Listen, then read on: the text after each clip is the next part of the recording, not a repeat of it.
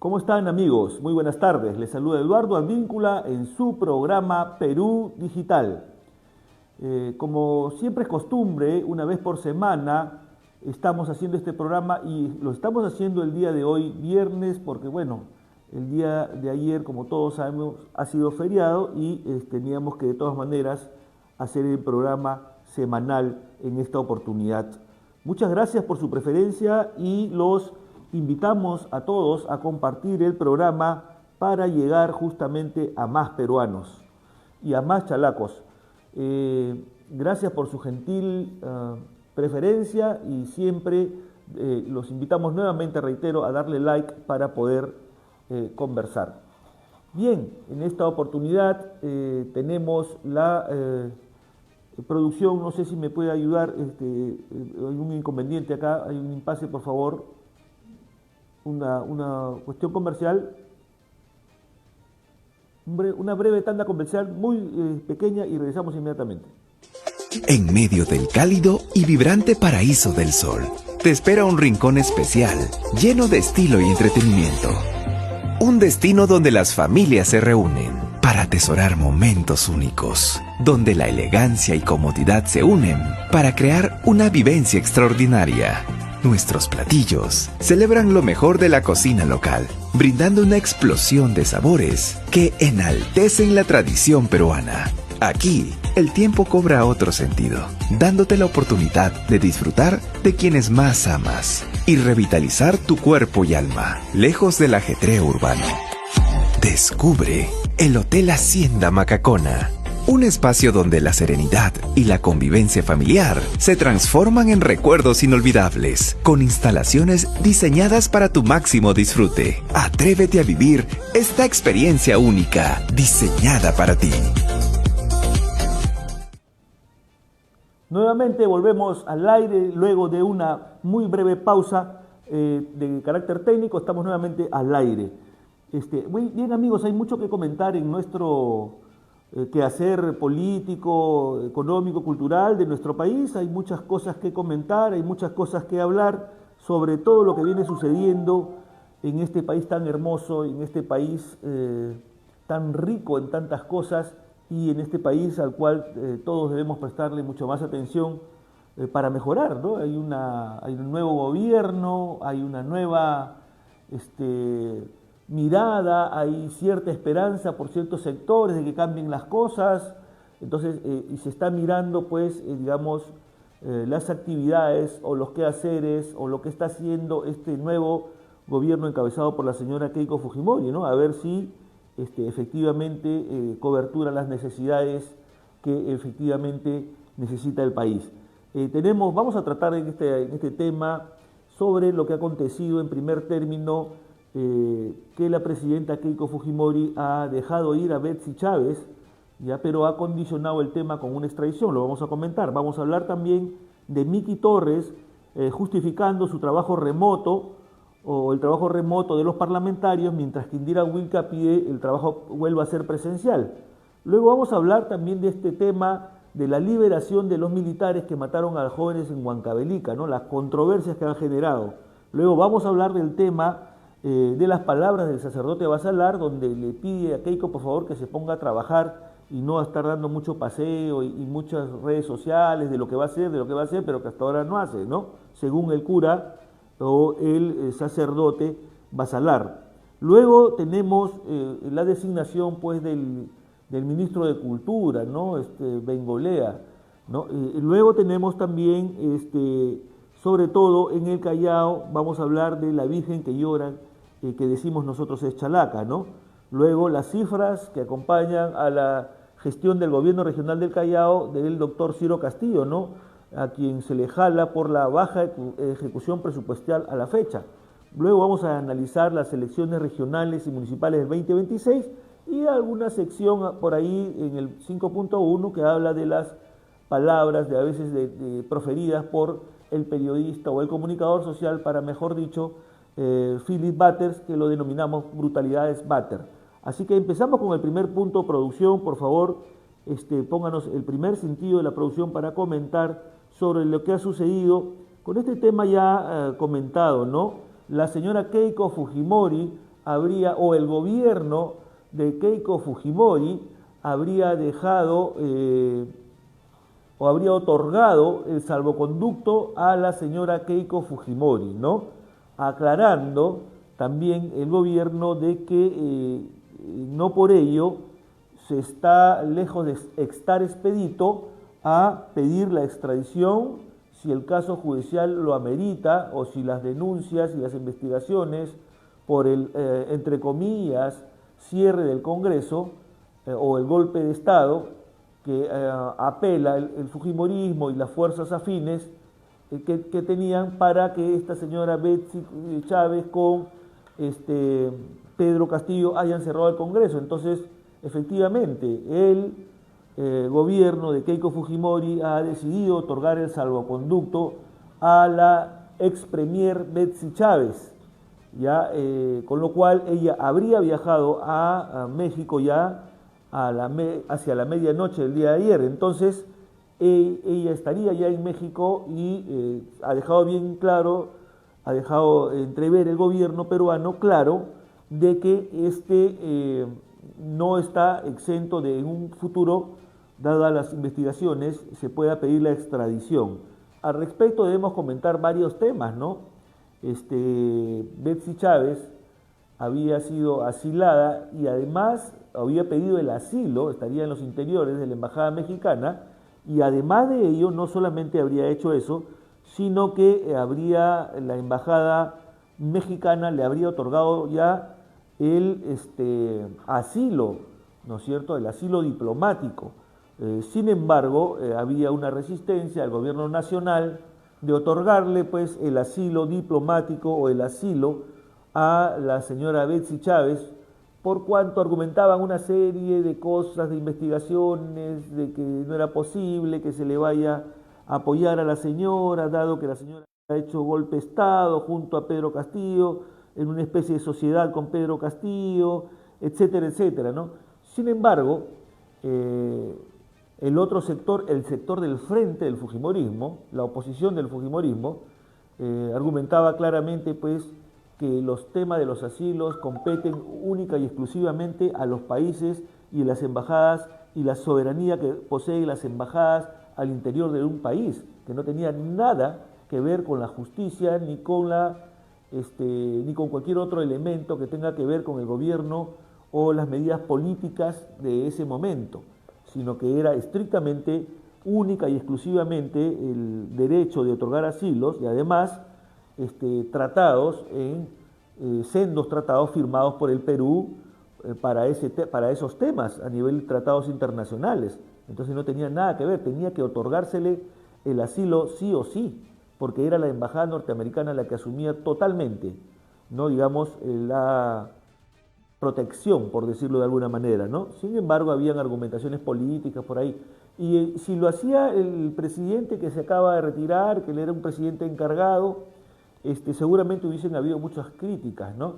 Si hubiese ganado en esta elección nacional Roberto Sánchez, seguramente de igual forma habrían problemas porque se le criticaría de mil maneras, ¿no?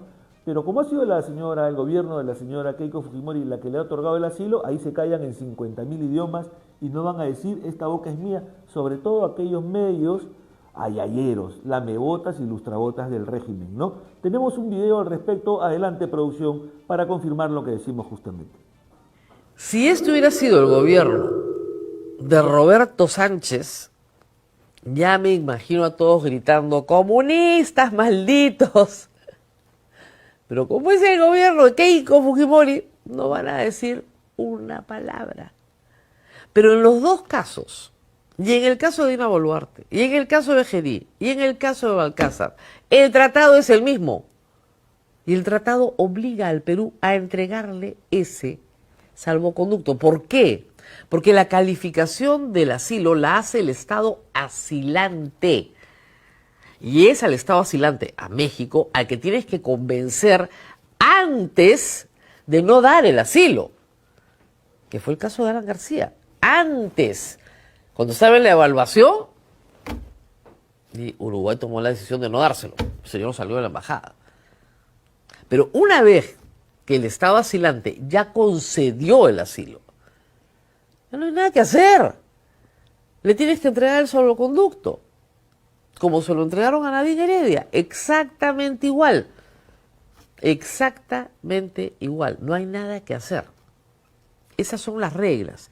Cuando el Perú quiere no cumplir reglas internacionales... Más claro que el agua, el otorgamiento del asilo era una cuestión de derecho, era una cuestión constitucional, era una cuestión jurídica, no había absolutamente nada que hablar. Sin embargo, en ese momento las fuerzas del fujimorismo y aliados decían que no era así, que no sé cuánto, y lo que han hecho es... Lo primero que han hecho es darle el asilo porque no había otra manera. El tratado es el mismo y había que cumplirlo, ¿no? Cualquier no otorgamiento, cualquier otra forma hubiese sido entrar en rebeldía con los propios tratados y el país hubiese sido considerado un país paria. Lo que sí está claro también es que el gobierno ha dejado bien claro que este asilo, que podría en el futuro solicitarse la extradición, dice, por temas judiciales. Bueno, ahí vamos a ver pues quién pesa más, ¿no? Si la solicitud de extradición de un país que supuestamente y entre comillas ha ejercido el derecho a la justicia, la han encontrado culpable y lo que fuera, o el otorgamiento de un asilo que considera otras características de orden político, ¿no? De persecución, etc. En fin, esto es un tema que está claro y vamos a pasar en todo caso al segundo punto, que también es interesante, ¿no? Que habla justamente...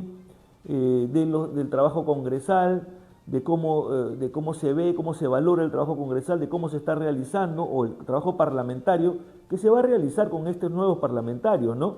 Y en este caso la congresista Indira Wilca, para pasar al segundo tema, ¿no? Indira Wilca ha presentado un proyecto de ley donde se está pidiendo se retorne al trabajo presencial de los parlamentarios, ¿no? Y el presidente del Senado, Miki Torres, fujimorista él por supuesto, está justificando el trabajo remoto, ¿no? Ya hemos sabido y hemos conocido que en su momento el trabajo remoto, de repente por ser parlamentario de la patria, por ser padre de la patria, no tendría necesariamente que ser remoto, ¿no? Y de repente la empresa privada es otra cosa, pero en este caso los parlamentarios bien ricos ellos pues ganando todo el dinero que ganan, ¿no es cierto? No es solamente los 15.000 soles, sino todas las gollerías que tienen, que estoy seguro si se suman con todo lo que reciben al año por N cosas, pasa más de los 20.000 o 30.000 soles mensuales. Y encima tienen la conciencia de despachar y discutir sobre los temas del Perú, de repente en una playa, como ya se demostró en el pasado con un congresista, ¿no? Despachando desde la playa, o de repente están en Aruba, o de repente están en las pirámides de Egipto, o de repente están en un monumento de la humanidad en cualquier parte del mundo, bien bacán, rascándose la panza, con sus chelitas al costado o sus whiskies, como gusten, y hablando y supuestamente y entre comillas trabajando, ¿no? Entonces, cuando es un dinero público y cuando se ha tenido una tan mala fama, que sigan pues trabajando vía remoto, claro, el congresista Miki Torres, él argumenta pues evidentemente él argumenta que los tiempos han cambiado, que la tecnología, sí, bueno, todo lo que quieras para la empresa privada y para los que no tienen tan mala fama de ser parásitos más que padres de la patria.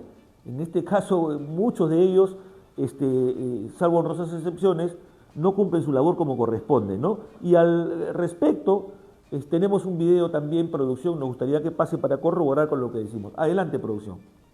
¿Qué clase de corona tienen estos señores que van a hacer de cuenta que seguimos en la pandemia 6 años más tarde para seguir hueveando a nuestras costillas? Van a tener que trabajar solamente una vez por semana porque solamente se sesiona una vez a la semana, es decir, 4 veces al mes que tienen que chambear e ir a trabajar. Pero ellos prefieren hacerlo desde la comodidad de su hogar, que muchas veces está en Miami, ¿no? Porque los congresistas a veces no viven en el Perú, a veces están despachando desde la playa o desde la ducha, ¿no? ¿Se acuerdan? Eso se tiene que acabar. Y yo creo que Miki Torres hace muy mal en dar este mensaje de holgazanería como primeras medidas de este gobierno nuevo. Porque es más de lo mismo, más vagos, más parásitos, más conchanes, más ganapanes. Estamos hasta acá de eso. Vamos a escuchar a Torres. Se ha presentado una propuesta por parte de la diputada Indira Wilca de que sea obligatoria la presencialidad tanto en plenos como en comisiones. ¿Esto es factible teniendo en cuenta precisamente la cantidad de congresistas y de comisiones? Eso es una propuesta que finalmente tendrá que ser debatida dentro de las distintas cámaras. Yo ahí permítanme hacer una reflexión. Creo que en realidad los avances tecnológicos nos permiten ser más eficientes para poder desarrollar nuestra labor. Más allá de tener a una persona presente físicamente o no, lo que yo quiero ver es cuál es el resultado de su gestión. Si verdaderamente fue una diputada, un senador que trascendió por hacer algo en beneficio de la población, más allá de la forma que vaya a ejecutar sus funciones. Sin embargo, es una propuesta, se debatirá. Alrededor del mundo, lo que ustedes van a ver es que los distintos parlamentos ejecutan sus funciones, no necesariamente de manera presencial. Evidentemente, yo prefiero y voy a apoyar, por supuesto que sí, a que aquellos senadores, aquellos diputados que quieran tomar el uso de la palabra estén presentes para poder desarrollar su función. No, pues Miguelito, no. Bueno, el señor Miki Torres habla de eficiencia de los padres de la patria, de los parlamentarios, de los senadores y diputados ahora, ¿no?, que están ejerciendo su labor, cuando nosotros sabemos por experiencia, pues, todo lo que han hecho estos padres de la patria y todo lo que se ha demostrado a la ciudadanía peruana que estos señores no hacen, más bien, ¿no? Obstaculizando temas, aprobando leyes que no deben, haciendo lo que se da la gana y cometiendo una serie de tropelías y en realidad no trabajando para el Perú, ¿no?, sino para sus propios beneficios. Entonces, claro, lo más fácil es trabajo remoto para ellos porque han tenido hasta capacidad de gasto, han hecho lo que se le ha dado la gana, ¿no? Entonces, que sigan con el tema de la virtualidad, claro, en un mundo tan desarrollado, donde efectivamente tengamos pues políticos de nivel, donde verdaderamente haya autocontrol, no creo, ¿ah? O pagamos los peruanos por ver, ¿no? Creo que los peruanos tenemos todo el derecho a desconfiar y pagamos por ver un trabajo verdaderamente efectivo, ¿no? Porque hasta ahora no lo han tenido, ¿no? Ninguno, o sea, no ha habido, salvo en honrosas excepciones. Entonces tenemos todo el derecho de dudar y como dice Beto Ortiz, evidentemente, pues no me fache, pues ustedes, en muchos de los casos, en el contexto general, sinvergüenzas de la patria, no padres de la patria. ¿Ya? Y a propósito de eso también, la diputada Caterín Palomino ha anunciado que va a presentar un proyecto de ley para reducir el sueldo de diputados y senadores hasta 8.000. Hasta 8.000 quiere decir que va a ser escalonadamente, no es un proyecto de ley, vamos a ver, pues ojalá lo puedan evaluar y ustedes mismos se aprueben el recorte de sus sueldos hasta 8.000 soles, ¿ya? Porque seguramente lo que no van a querer recortar son todas las otras gollerías que casi duplican su sueldo, ¿no es cierto? Entonces, hay que ver pues que ustedes produzcan verdaderamente para el país, hay que verlos asistiendo a todas las sesiones y esa situación que plantea Miki, que está justificando Miki Torres, el trabajo remoto siga para ellos, mientras que Wilca habla de presencialidad, entonces es un tema que hay que evaluar y que los peruanos tendríamos que aprobar, ¿no? Pero en fin, son ustedes los que aprueban o desaprueban sus propias leyes, son ustedes los que hacen lo que les da la gana con ese tema, ojalá pues las cosas puedan cambiar para bien. Bien, vamos a pasar al siguiente punto de forma rápida y tenemos justamente que comentar unas noticias que han salido en los diferentes medios de comunicación, en las diferentes redes sociales, y habla de la liberación de militares que mataron a jóvenes en Huancavelica, ¿no? Ahí tenemos en pantalla justamente la información al respecto, ¿no? Impunidad y amedrentamiento, dice Rospigliosi, celebraría la liberación de militares que dispararon y mataron a 5 jóvenes en Huancavelica, ¿no? Además exige sanción al juez. No sé si puedes abrirme un poco más la pantalla, producción, en la parte blanca, para leer las declaraciones justamente de Gorriti, las declaraciones que tienen que ver justamente con ese tema. Si la foto la puedes abrir un poco más o ampliar un poco más. O acá lo tengo yo. El general ejército peruano Víctor Huertas, jefe del comando especial Braen en el penal de Huancayo, con los 8 efectivos militares cuya libertad ha ordenado una sala superior. Ellos abatieron en un enfrentamiento en Colcabamba a varios narcos y fueron enviados injustamente a prisión por el juez prevaricador y politizado José Matos, que debería ser sancionado ejemplarmente. ¿Quién lo dice? ¿Quién dice todo eso? nada más y nada menos que el inefable Fernando Rospigliosi, ¿no? Fernando Rospigliosi celebra la puesta en libertad de los 8 militares, ¿no es cierto?, que abatieran a 5 jóvenes en una camioneta en Huancavelica, que la Fiscalía no ha encontrado ningún indicio absolutamente sobre que sean narcotraficantes. Sin embargo, él ya los llama narcotraficantes y además dice que estos jóvenes que han disparado no han encontrado intercambio de bala, intercambio de fuego, no han encontrado nada y ya los liberaron. Bueno, esto es lo que se sabía que iba a pasar, ¿no? Para eso aprobaron la ley, pues, de impunidad, ¿no? La ley de retroactividad, las leyes pro crimen y ahora encima que el fuero militar sea el que juzgue a los militares en la ejecución de su propio servicio. Esta es ejecución de su propio servicio, por supuesto. Entonces, todas esas leyes lo van a proteger, pues ahí está, impunidad absoluta, ¿no? Porque tendrían que haber demostrado, y tendría la Fiscalía que demostrar, ¿no es cierto?, o tendría que demostrar que efectivamente hubo intercambio y la Fiscalía dice que no hay nada, y que no son narcotraficantes, no se ha encontrado absolutamente nada, no hay forma de probar que son narcotraficantes, pero ya el señor Rospigliosi está saliendo a llamarlos narcotraficantes y está saliendo a celebrar y llama al juez, y llama, perdón, al juez que le declaró la prisión preventiva, prevaricador y politizado, dice José Matos, ¿no? Todo aquel que se vaya en contra, o que juzgue, o que investigue, o que opine, o que en este caso otorgue derechos, ¿no es cierto?, como el juez está otorgando derechos a las víctimas y está deteniendo o detuvo a través de la prisión preventiva, ¿no es cierto?, a estos efectivos, todo aquel que haga una denuncia en contra de los militares, miren, o sea, estos militares dispararon a quemarropa, no hay absolutamente nada, ya los llaman narco y el propio Fernando Rospigliosi le está llamando juez prevaricador y politizado a José Matos. ¿Todo por qué? Porque ese juez está cumpliendo su labor y esa Fiscalía ha cumplido su labor. ¿Para qué tenemos sistema judicial si por encima de lo que diga un juez y por encima de lo que diga un fiscal van a hacer lo que se le dé la gana por presiones políticas a ciertos sectores del Poder Judicial? ¿Para qué? ¿No es cierto? Entonces, hay este tema, tenemos que tomarlo bastante en serio. Aparte, hay un video que va a comentar justamente sobre ese tema. Adelante, producción. 8 militares que ejecutaron a 5 jóvenes en Colcabamba salen libres. La Sala de Apelaciones revocó la prisión preventiva y la Coordinadora Nacional de Derechos Humanos lo califica como una decisión arbitraria basada en presiones políticas. Hoy día, los 8 militares de la Compañía Especial de Comandos de Pachacute número 31 abandonaron el penal de Huamancaca Chico en la ciudad de Huancayo.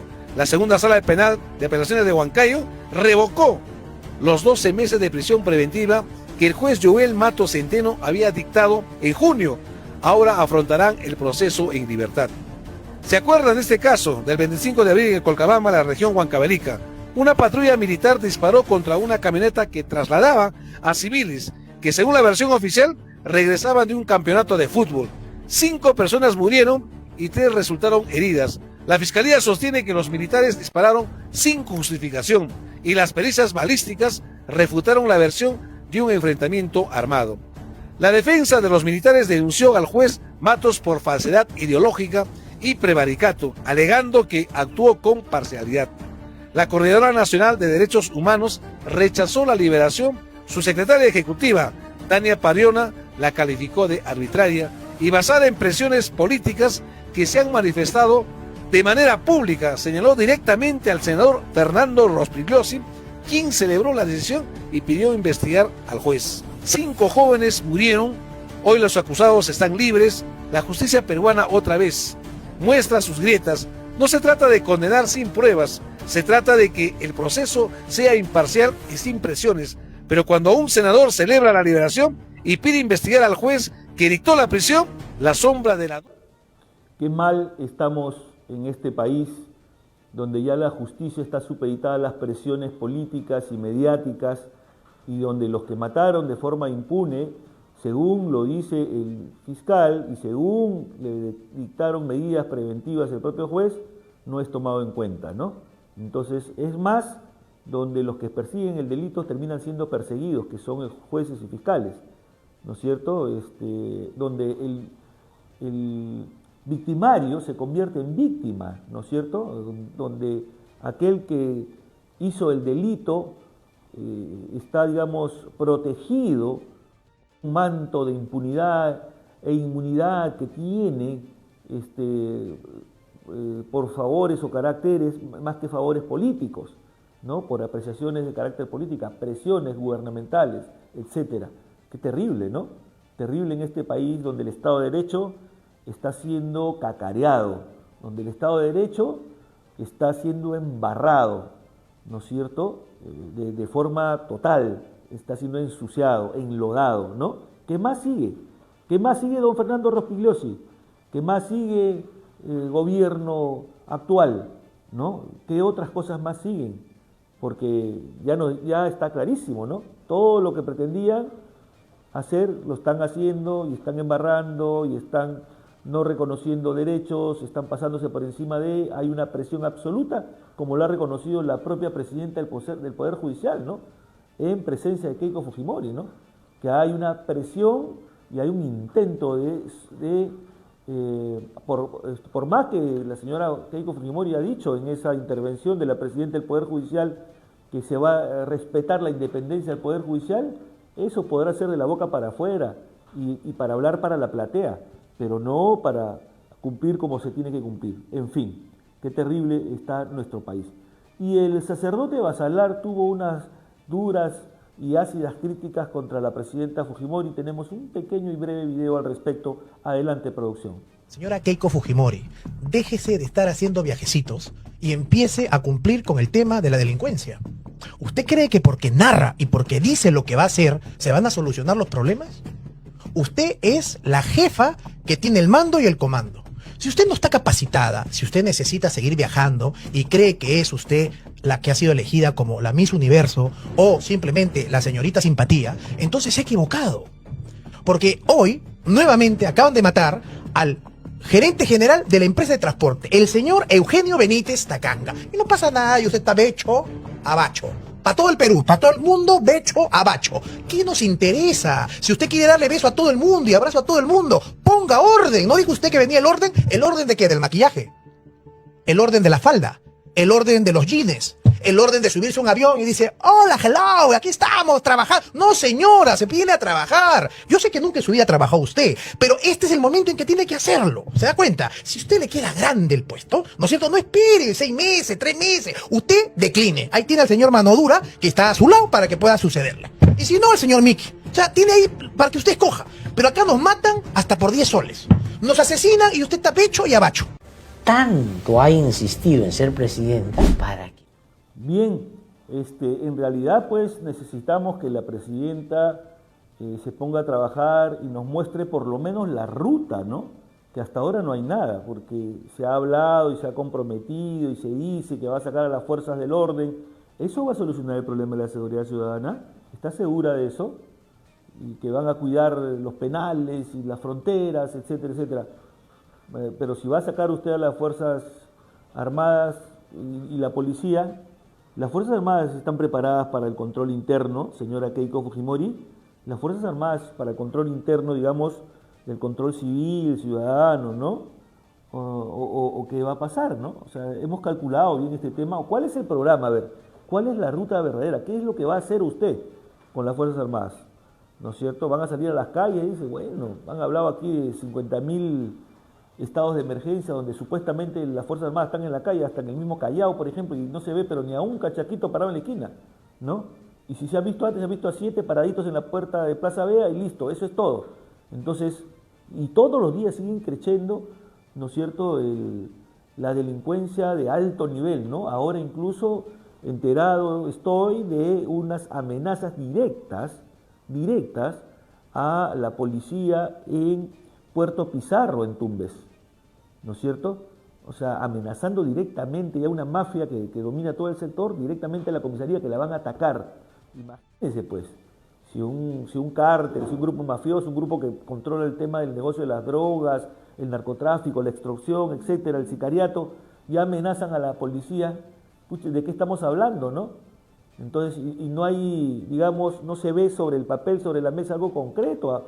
Bueno, está bien sus redes sociales, está bien su TikTok y seguramente a eso se acostumbrarán algunas autoridades, ¿no? A aparecer todo el tiempo, a ser mediáticos, pero o a ser autocondecorados, etcétera, ¿no? En el colmo de la tosudez por seguridad ciudadana, cuando en realidad eso está horrible, se ha salido de control, ¿no es cierto? Y qué cosa van a hacer al respecto, ¿no? Entonces hay una crítica ácida de este sacerdote Basalar sobre el tema, y tiene toda la razón en cierto aspecto, ¿no? Con la única tingencia de que va poco tiempo, esperemos también que en el breve plazo ella pueda corregir y nos dé muestras verdaderamente, pues, de que quiere trabajar y que quiere cambiar las cosas, ¿no? Y a propósito pasando al siguiente punto, a propósito de que nos dé muestras, este gabinete, un gabinete sinceramente sonsonete, ¿no? Porque hay un montón de ministros que no tienen ni la profesión que demanda el ministerio, ni tienen la capacidad ni el expertise para manejarlo, en la gran mayoría, de defensa, de cultura. Y a propósito de eso, tenemos justamente un pequeño video y luego lo comentamos. Adelante, producción. Tanto ha insistido en ser presidente para que ponga como, por ejemplo, ministro de Cultura al señor Alberto Bengolea, que de cultura debe conocer lo que expresan sus primeros lugares comunes cuando le han preguntado sobre el sector. Es que la cultura en el Perú es muy amplia, debemos construir a la identidad y que hay distintas manifestaciones de las cuales yo soy parte, porque yo soy parte del gremio desde que era chiquito cuando estaba Ocorococo, diga usted. O sea, tanto has insistido para llegar al gobierno y pones a Alberto Bengolea como ministro de Cultura y el colegaje, ya digamos, casi en cunclillas. Nadie le ha preguntado, por ejemplo, sobre la ley del artista. Si está a favor o en contra, no debe ni siquiera haberla leído. Ese solamente es una perla del collar de toda la extensión del gabinete que tiene la señora Keiko Fujimori, ¿no?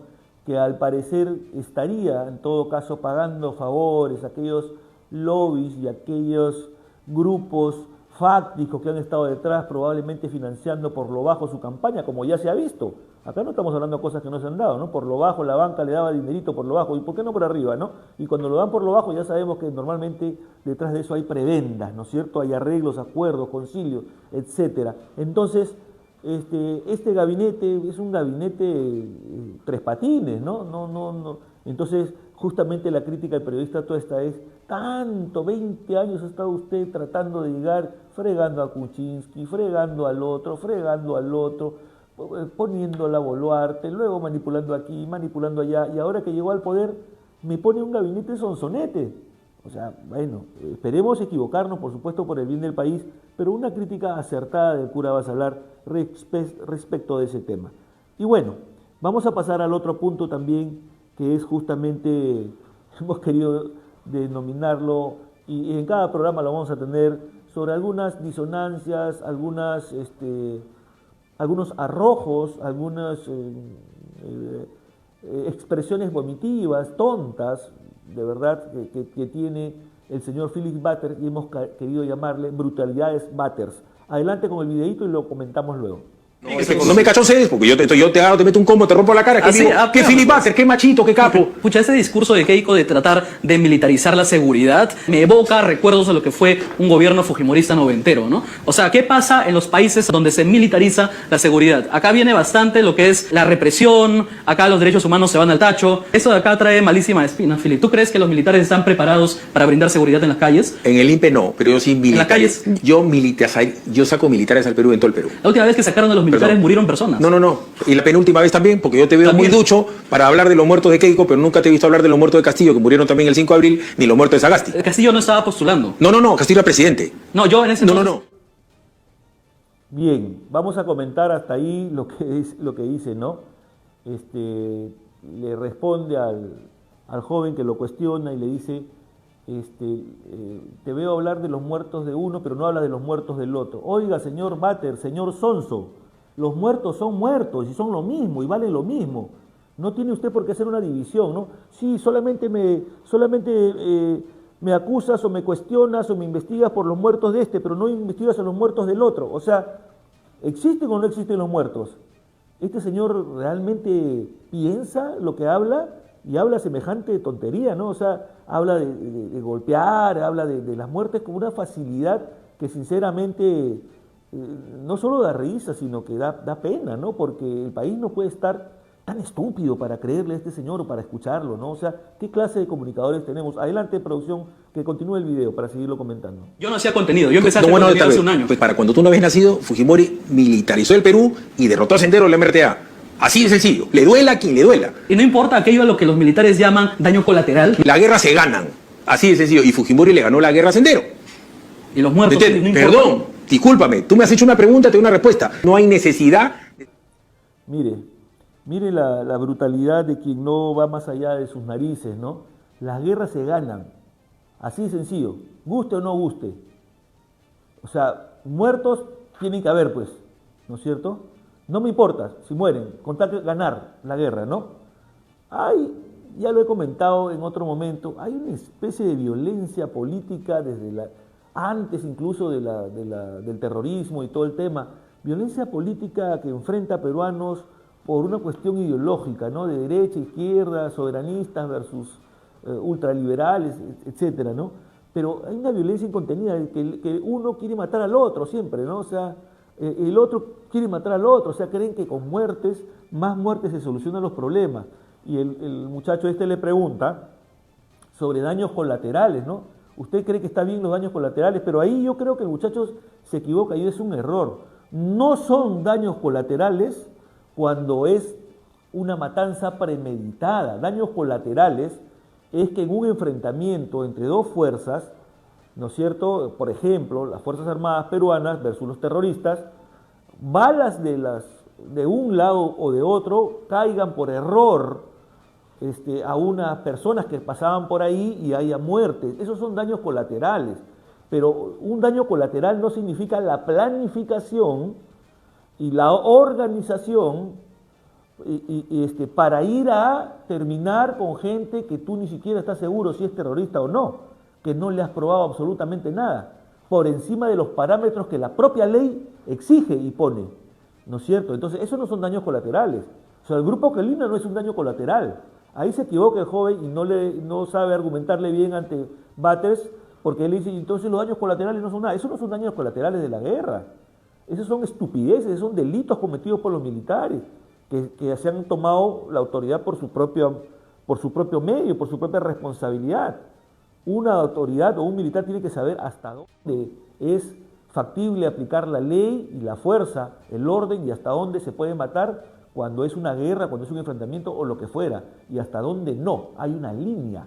Para eso existe la línea de la ley y la justicia, para eso existe el imperio del derecho, para eso existe el Estado de Derecho, el status quo, para eso existe. Si no, habría brutalidad y no estamos en la época de las cavernas, no estamos en la época de los trogloditas que nos agarramos a mazazos por quién tiene la razón, señor Batters. Un daño colateral no es el grupo Colina, un daño colateral no es la matanza premeditada de un grupo de personas o entrar a un pueblo sin saber quiénes son y arrasar. Es cuando hablamos de ese tema de los malos militares, porque aquí siempre dejamos claro que existieron muy buenos militares que pelearon en combate, que tuvo que pasar lo que tuvo que pasar, incluido muertes de ambos bandos en combate y todo lo demás, que siempre van a ser dignificados y llamados héroes por la patria, pero no aquellos malos militares que cometieron delitos, ya pasan al lado de la delincuencia. Eso se llama delincuencia, ¿no es cierto? Entonces eso no es de ninguna manera un daño colateral. Vamos a seguir viendo el video para seguir opinando. Ser un genio para darse cuenta que si faltan 60.000 policías y la seguridad está como está, tiene que sacar militares. Claro, Felipe, está clara tu posición, la verdad. A ti no te interesa si en el camino... No es si me interesa. Es aritmética. Que la guerra se gana o se pierde. No, perdón. Igual en este caso, ¿no? Tú estás totalmente feliz con que saquen a las Fuerzas Armadas y si mueren no interesa, ¿no? No, perdón. Lo que interesa es que se gane. No, eso lo estás diciendo tú. Lo que interesa es ganar. De todos modos, tú dices que la inteligencia de la policía, o sea, no les alcanza para derrotar. Pero ¿no crees que un gobierno debería ser capaz de hacer que esa no debería, pues. sí alcance? Hermano lindo. Debería. Discúlpame, tú deberías tener 15 kilos estamos menos en y el tiene panza. principio del gobierno de Keiko Fujimori. Hermanito lindo, faltan 60.000 policías y la verdad faltan 80.000. Entonces, si faltan 80.000, por un tema aritmético, van a haber lugares del Perú en que tienen que salir los militares. Yo creo que... Por eso te echan picha en Puno. Lo que pasa es que... No, y esa Pichimpuno, gente idiota y cobarde que viene a Lima, no me va a... O sea, si tú justificas eso, La pichi daña menos que una bala. No, hermanito lindo. Sí, Acá tú has venido y nadie te echa pichi. ¿Me entiendes? Claro. Yo también puedo cerrar la puerta y te puedo pegar y yo soy un machazo porque te Yo pego. no he pedido la No, fuerza pero es que más. eso se llama pero es que intolerancia no quieras también. hacerte gracioso porque yo a ti te trato bien, ni te tiro pichi, ni te pego. Eso se llama intolerancia. No, es que no me cachoces porque yo te agarro, te meto un combo, te rompo la cara. Así, ¿Qué Philip Buster? ¿Qué machito? ¿Qué capo? Eso no es así, hermano. No, pues tranquilo. La gente, tranquilo. no, yo estoy tranquilo, pero Oh, pues los estás actos ahora hablando de que tú puedes pegarme, lo que sea. No. Es que te estás descontrolando también. No me pues. descontrolo. Yo te pego, yo te agarro, te cierro la puerta, te masacro, te pego. Yo podría... Este señor ataranta al joven pues con sus brutalidades de siempre, ¿no? Sus brutalidades tipo cavernícola, y cuando ya no puede sustentar pasa a descalificar y pasa a desacreditar y a ningunear al oponente, con el que está debatiendo, ¿no? Inmediatamente yo te pego, tú has venido acá, yo te puedo cerrar y te puedo pegar, pero no se trata de eso. O sea, el sabelón, el que todo lo sabe, él dice que 60.000 policías nomás hay y va a sacar 60, y faltan otros 60.000 policías para controlar el tema y va a poner 60.000 militares en las calles. Entonces él le recomienda a Keiko, porque es una especie de consejero mediático, ¿no? Que le recomienda desde la televisión, desde la caja boba, a Keiko qué es lo que tiene que hacer. Pero entonces este sabelón, matoncillo de cuarta, inmediatamente sale yo te pego, ¿no? Pero cuando otras personas que están al frente no han sido tan pasivos y tan como este joven, inmediatamente este señor se orina, porque este tipo es de los tipos cobardes, ¿no? Lo que utiliza siempre la argumentación de yo te pego, cállate, te meto un manazo, yo soy más grande que tú, o sea, atarantador, ¿no? Pero sin embargo, cuando ha tenido en otras oportunidades gente que le ha podido responder, ahí sí se ha quedado calladito, ¿no es cierto? Y no ha dicho absolutamente nada. Entonces hay una inherente y genética brutalidad inmersa en las venas de este señor para hablar estupideces, ¿no? Y tiene su público, ¿ah? La gente que le gusta la brutalidad, que le gusta la matonería, que le gusta la prepotencia y que son matoncillos, les gusta escuchar a este tipo de personas, pues. ¿Cuánto falta para culminar con ese video, producción? Siguiente punto, entonces, habíamos hablado y acabamos de inaugurar las brutalidades de Batters, que vamos a verla programa tras programa, ¿ya? Vamos a pasar al siguiente punto también, es el punto número 6, si no me equivoco, producción. Ya, no. Sí, es el punto número 6, ¿ya? Vamos a ver el punto, la Virgen que llora es Chalaca. Tenemos un video, producción, adelante. Carlos, las vírgenes que lloran, mayor canallada al inicio del fujimorismo no pudo haber. Y aparecen en el Callao. Y además, una virgen que llora sangre. Y luego se reproducen las vírgenes en Lima Sur, en Villa El Salvador, si no me equivoco. Sí. En Lima Norte, en Comas. En Comas hay otra, sí es. Hasta en la avenida Javier Prado apareció la imagen de un Cristo en un árbol. O sea, porque esto fue montado, se supo después desde el Servicio Nacional, del Servicio de Inteligencia Nacional. Ahí estaba Sigfrido Luza trabajando para Vladimiro Montesinos. Segisfredo Luza, para muchos el número 002 del Servicio de Inteligencia Nacional y el que elucubraba todas estas campañas psicosociales para mantener entretenidos a los peruanos a través de la televisión cautiva mientras la crisis y la corrupción galopaban. Adelante con el informe.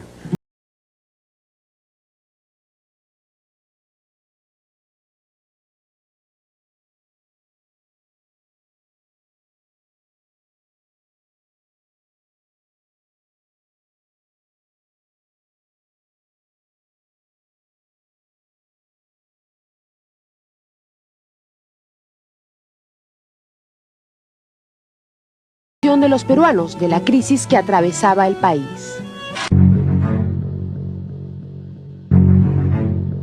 Se vendieron los grifos, uno... Bueno, después de Vladimiro Montesinos estaba pues el psiquiatra reconocido Segisfredo Luza como el agente 002 detrás de Montesinos, ¿no? experto en operaciones psicológicas, en operaciones psicosociales, para cojudiar, para tontear, para adormecer al ciudadano peruano, ¿no? La Virgen que llora era una creación de ellos, por ejemplo, ¿no? Y curiosamente la Virgen que llora era Chalaca, como acabamos de demostrar en el video. Antes de ello también han habido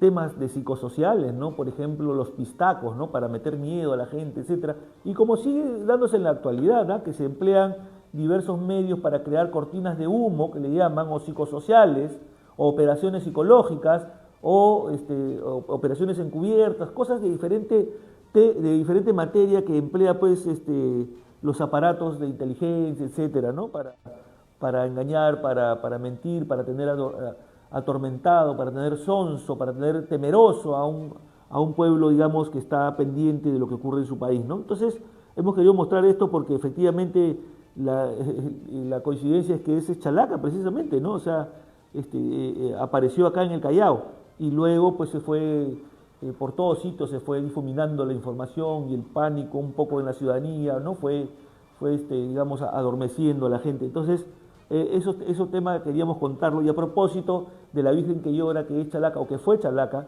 porque ya no está la Virgen que llora, parece que ya dejó de llorar hace bastante tiempo. Entonces vamos a pasar, como siempre, al tema del Callao.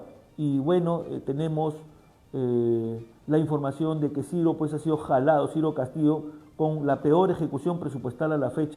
En la ejecución presupuestal, valga la redundancia, ¿no? Tenemos un video, producción, adelante.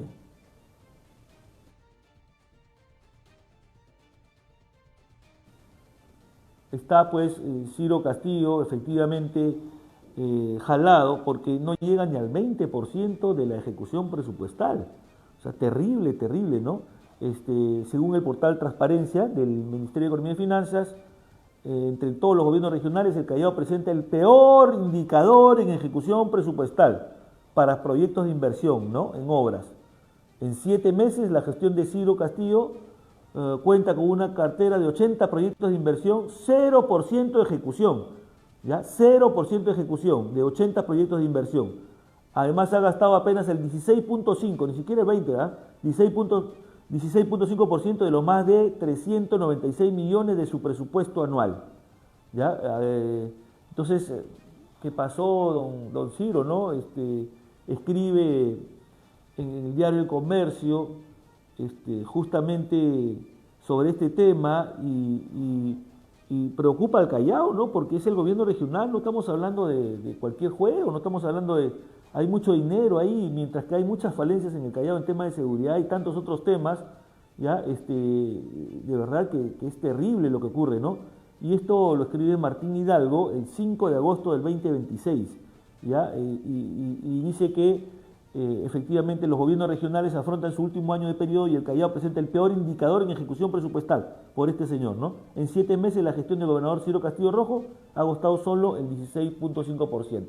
Ya sabíamos, nosotros siempre teníamos la idea, más o menos analizábamos al respecto, de que algo así iba a pasar por las notorias y visuales incapacidades e ineficiencias que presentaba, digamos, la forma de hacer gobierno de don Ciro Castillo, ¿no? Nosotros no lo decíamos porque queríamos el mal para el Callao, veíamos cómo se iban proyectando las cosas, ¿no? Pero en realidad este gobierno termina muy cuestionado, ¿no? Bastante cuestionado, un gobierno de la mitad de tabla para abajo. Ahí está la ejecución presupuestal, teniendo tanto dinero, ¿no? Y teniendo la oportunidad de haber manejado las arcas del Estado a través del gobierno regional del Callao para el bienestar del Callao, para solucionar tantos problemas. Es increíble que se haya pues caído en la orfandad del liderazgo político, ¿no? En el Callao. Una orfandad total en el gobierno regional del Callao, cuyas cifras están a la vista, ¿no? Y saltan a la vista. No es necesario hablar mucho de eso, ¿no? Está clarísimo, clarísimo como el agua. En fin, eso es lo que tenemos, ¿no? Y sobre eso tenemos que revisar, mirar y tomar decisiones justamente para no cometer más errores en las próximas elecciones regionales y municipales que se nos vienen. A propósito de este octubre del 2026, que vamos a tocar ya elecciones o vamos a tener elecciones municipales, ¿no? Hay que, de todas maneras, tomar en cuenta que se vienen unas elecciones y tenemos que escoger buenas personalidades o buenos gobernantes para no estar en los mismos problemas de siempre, ¿no? Eso está claro como el agua y ojalá la población pueda elegir y elegir bien, ¿no? Para no tener problemas que siempre hemos tenido. En fin, bueno, en el Callao el siguiente punto son las elecciones regionales y municipales. En el Callao se han dado una serie se están dando una serie de factores. Los políticos están realizando su campaña. Don Pedro Espadaro, que renunció a la municipalidad provincial y aspira al gobierno regional del Callao, está justamente con el Partido de Renovación Popular, tratando de lograr la preferencia electoral. Seguramente después de un gobierno tan deficiente e ineficiente como Ciro, él es el que personifica en todo caso el oficialismo chalaco, porque don Ciro Castillo no suena ni truena, ¿no? Está y no está no ha habido, ¿no? Entonces el oficialismo chalaco recae justamente en el gobierno de don Pedro Espadaro, César P. recaía, ¿no? Porque ahora está de candidato, ahora está de alcalde provincial César Pérez, y él está postulando también como regidor, está como encargado de la alcaldía de Callao, luego tendrá que pedir licencia, eso es lo que va a hacer, y va a postular como alcalde del Callao, ¿no? Entonces, y aspiran a ocupar la mayor cantidad de distritos de el Callao precisamente. Entonces, quien tiene pues el toro por las astas en todos los aspectos, por una cuestión natural, ¿no? Tienen recursos económicos, tienen recursos humanos, tienen recursos logísticos, que han llenado el Callao de carteles y van a ponerle muchísimos más, seguro. Creo que nadie le va a competir en relación al tema publicitario, paneles publicitarios, pintas de las paredes gigantes y esas cosas, nadie le va a competir, ¿no? Menos si no hay un candidato que esté, por ejemplo, en el poder, porque en el poder, si estuvieran en el poder fuera otra cosa, pero en este caso no, y no están los candidatos que le siguen. Y en este caso pues está postulando también don Kiko Mandriotti, ¿no? Kiko Mandriotti está con el Partido de Acción Popular y está postulando también al gobierno regional y le está compitiendo a don Pedro Espadaro. Pero don Pedro Espadaro en su momento fue una especie de aliado de don Kiko Mandriotti, ¿no es cierto?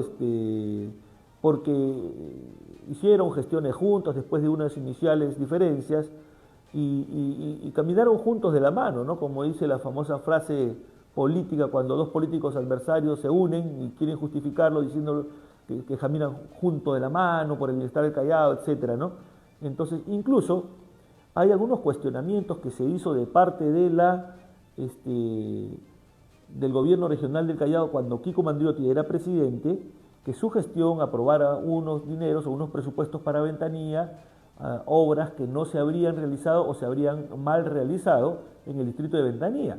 Producto de eso, por el proceso de otorgamiento de esos presupuestos a la municipalidad de Ventanilla, justamente fue sentenciada la consejera regional Angie Trujillo, y que hasta la fecha no ha sido vacada en el Consejo Provincial. No sabemos por qué motivo, porque sabemos todos que con una segunda sentencia o con una sentencia de segunda instancia debería haber sido vacada ya, ¿no es cierto? Entonces no se sabe por qué no se ha hecho. Entonces había unos cuestionamientos ahí respecto a ese tema, ¿no? Vuelvo a recalcar, de dinero que fueron transferidos a la municipalidad de Ventanilla, donde tuvo que ver la consejera Trujillo y otro consejero más, y justamente por eso fue investigada y hasta sentenciada, ¿no? Entonces, porque o no se habría cumplido el proceso para otorgar esa direccionalidad o ese presupuesto hacia Ventanilla, y en fin, también se cuestiona por ahí que no se habrían ejecutado esos presupuestos, qué sé yo. Entonces hay una relación. Don Kiko Mandriotti también ha tenido una relación con don Pedro Espadaro, entonces ahora postula contra él, pero han tenido cercanía, han tenido comunicación, han hecho algunas cosas juntos, ¿no? Eso tiene que tomarlo en cuenta la población también. De la misma manera, también postula el señor Cordano. Cordano fue candidato del partido de Pedro Espadaro, ¿no es cierto? Cordano ha sido candidato, y para hacerlo candidato de mi partido, pues se supone que tengo que tener muchísima confianza con él, ¿no? Si no, no lo hago candidato.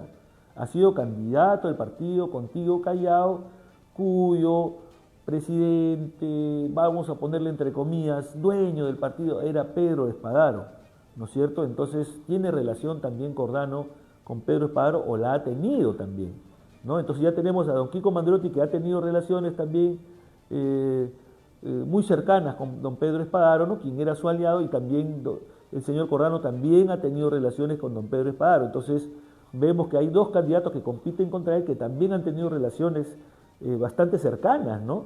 De mucha confianza, ¿no? O sea, es lógico saberlo, ¿no es cierto? O sea, no es que son el anti que compiten contra, porque han sido una especie de socios políticos en su momento, ¿no? Entonces es algo que tiene que evaluarlo el ciudadano de a pie, ¿no es cierto?, para tomar una decisión en el Callao. Y los candidatos están haciendo pues su training, etcétera, etcétera. Luego tenemos al candidato Alberto Paredes de justamente Somos Perú, ¿no? Alberto Paredes, un poco más lejano a ellos, pero ha sido director de la DIRESA con Ciro Castillo y ahora está postulando a la región Callao y está evidentemente moviéndose e interactuando en el, digamos, escenario político para alcanzar o para competir tanto contra Cordano, contra Mandriotti y eventualmente contra Espadaro, ¿no? La pregunta es quiénes de ellos van a pasar a una segunda vuelta contra Espadaro si es que Espadaro no ganase en primera vuelta, ¿no? Es un tema que tienen que dilucidar, que la ciudadanía tiene que ver, que medir, que sopesar, etcétera, ¿no? Que es importante tocarla, ¿no?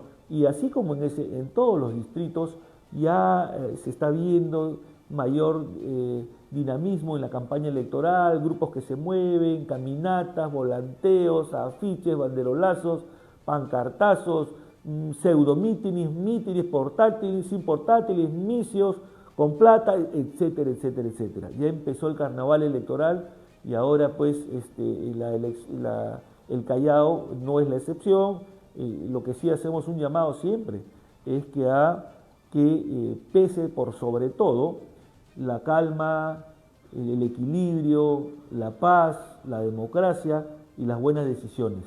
Es importante eso para hacer que efectivamente la ciudadanía tenga unas elecciones tranquilas, ¿no? Acá no se trata de la matonería ni la petulancia del que tiene más o que se cree más o que puede más para anular a los demás, ¿no? Si van a ganar, ganen limpio, pues, ¿no? Si es que saben trabajar limpio, ¿no? Porque si no, ya sabemos de qué estamos hablando, ¿no? De puro relleno sanitario, ¿no es cierto? En fin, eso es lo que hay en el Callao, eso es lo que teníamos que decir. Tenemos una hora en el programa, se terminó el programa, los invitamos a compartirlo, a darle like para llegar a más peruanos y a más chalacos. Muchas gracias, me voy, chau chau, gracias. ¿Sabías que Nacional TV Perú está disponible en más de 100 empresas de cable teleoperadores a nivel nacional? Nuestra señal llega a todas las regiones del país, llevando información y entretenimiento a todos los peruanos. Así es, Carly. Estamos en costa, sierra y selva. Nacional TV Perú siempre está contigo conectando al país con contenido de calidad. Además, puedes seguirnos en línea a través de nuestra página web www.nacionaltvperu.com. Es la forma más fácil de vernos desde cualquier dispositivo, estés donde estés. No olvides seguirnos también en nuestras redes sociales para enterarte de toda nuestra programación y las noticias más importantes del país. Nacional TV Perú está presente en cable y en línea. Somos el canal que une a los peruanos.